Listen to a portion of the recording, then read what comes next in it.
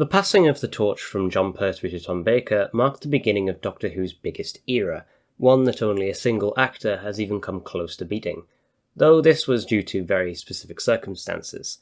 When you think Doctor Who, Tom Baker is one of the two people you will think of, and that goes for pretty much everyone. If you ask your parents who their doctor was, it's extremely likely that they will say Tom Baker.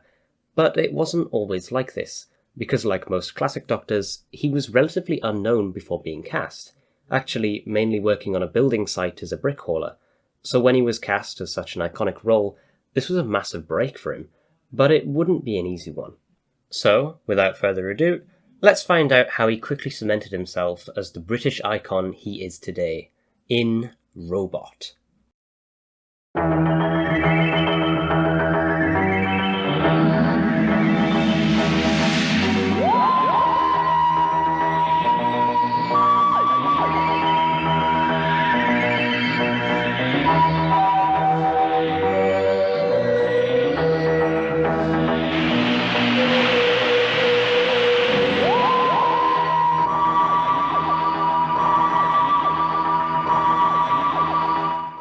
The Doctor regenerates, and the Brigadier finally gets to see it for himself. Sarah, of course, is shocked, whereas the Brig just recognises it as another day in the office. Now having amnesia and being his regular self after regeneration, he's taken away by Unit's medical officer, Harry Sullivan. Sadly, Harry isn't the best at containing his patient, since he easily sneaks off. Tom in these scenes is absolutely wonderful. He's very obviously having so much fun, smashing bricks, running on the spot, and skipping rope with Harry. Mother, Mother, I feel sick. Send for the doctor. Quick, quick, quick. Cupboard. Yeah, that ended well for him. The Doctor heads into the TARDIS and picks his clothes. A wannabe Viking, a clown, another clown, and the Celestial Toymaker. Okay, go with the second clown. At the same time, we get a POV of some sort of robotic monster, who easily overpowers multiple people and breaks down a steel vault door, all in order to steal... You've got to be joking. The Doctor quickly susses out that this is a robot by its ability to pulverise a dandelion. Clever. He also manages to suss out exactly what it's trying to steal. Just what you need for the control circuitry of one powerful, compact technological device. A disintegrator gun, for instance? What do you know about that? Which only needs one more component, a focusing generator. They've got the air and the land covered, but not all of the land.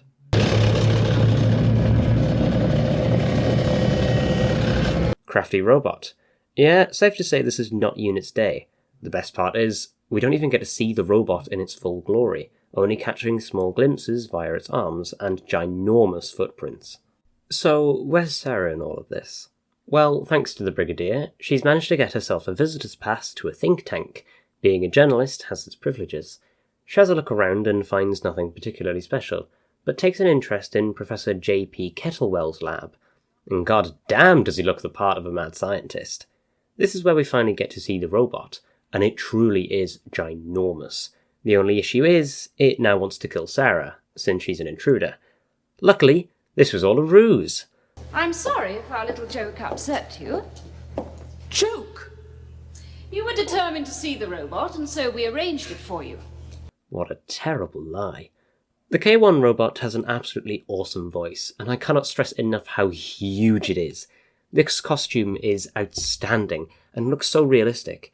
As you can tell by now, the K1 is the main villain of this story, but it is so through the true villain, Hilda Winters, who is the leader of the think tank and a scientific fascist society that wants to take control of the world, as villains usually do, and don't think women should wear trousers. For instance, Do go on. your own attire. Is it really suitable? Trousers? Why? After returning back to Unit HQ, Sarah informs the Doctor and the Brigadier of what she's seen, prompting Harry to become James Bond, and the others to visit Kettlewell. He acts as if the robot is like his son, even comforting it when it returns to him.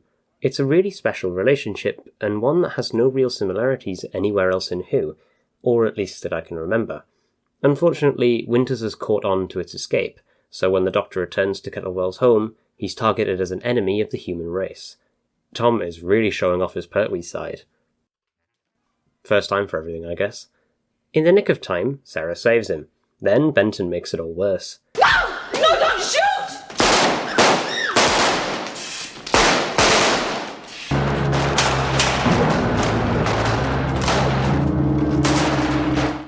What I don't get about this sequence is, why do the soldiers even get close?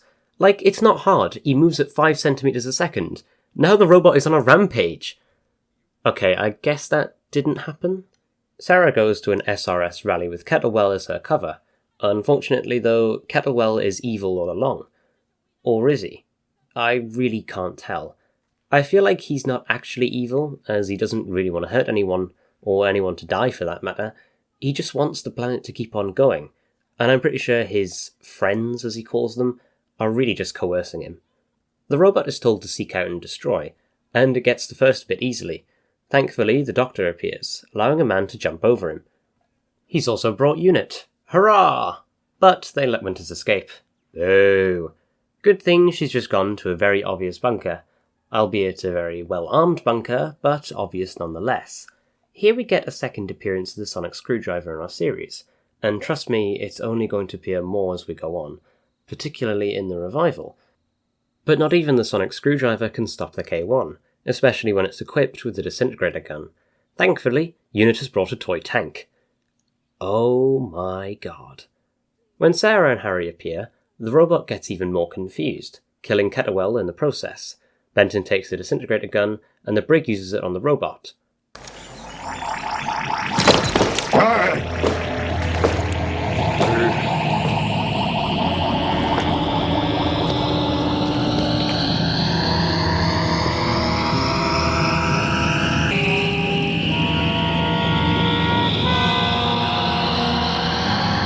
Great. Yeah, I think you're gonna need the Doctor for this one, mate.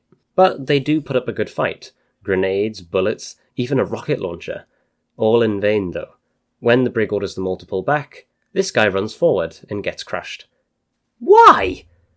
Anyway, it's all resolved when the Doctor uses the metal-eating virus, completely destroying it. This greatly upsets Sarah, despite the fact that it was totally evil and wanted to destroy humanity. She knows this after all. She felt bad for it. It had human emotions and feelings. All thoughts that can be cheered up with a jelly baby, though. So, the Doctor is back on his adventures, taking Sarah and Harry along with him, without telling the Brigadier goodbye. Doctor, about that dinner at the palace, Her Majesty... Yes. Well, I'll tell them you'll be a little late. Oh my god, Harry! I completely forgot he existed because he does literally nothing for the whole story. He's introduced, checks upon the Doctor, offers to be a spy, gets kidnapped, then escapes. That's it. Harry is just kind of pushed to the side, not really being hyped up as the new companion. It's sad, really, because he forms one of the best TARDIS teams ever. But I digress. Overall, I'm not really that excited about Robot. I swear this is meant to be a comedy, because there's just too many what-the-hell moments. The unit tank, the guy getting crushed, and the robot just being let go? Maybe? Are just a few. There's also the fact I don't believe a word that comes out of Winter's mouth. So the basic idea of this story is that the three major powers, Russia, the US and China, have signed an agreement to give full details of their nuclear arsenals to three separate countries, so in the event of nuclear tensions getting high enough, those countries can threaten a reveal.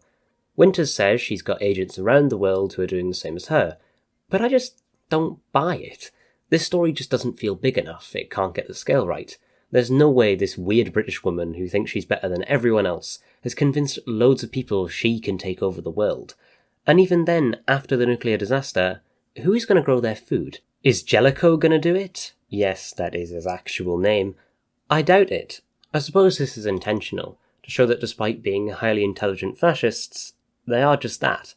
They're fascists. They're not able to actually think of a plan that makes sense. There's also this moment. What are we going to do with them? Obviously no use to us as hostages. We can't afford useless mouths to feed. They'll have to be disposed of. Later. Why not kill them now? Because you can't be bothered to clean up dry blood? It's just a bit stupid. But that's Robot. A story that is a bit muddled, but always a fun watch. In tomorrow's episode, we're going to skip 7 years into the future. Well, kind of. I'll see you then.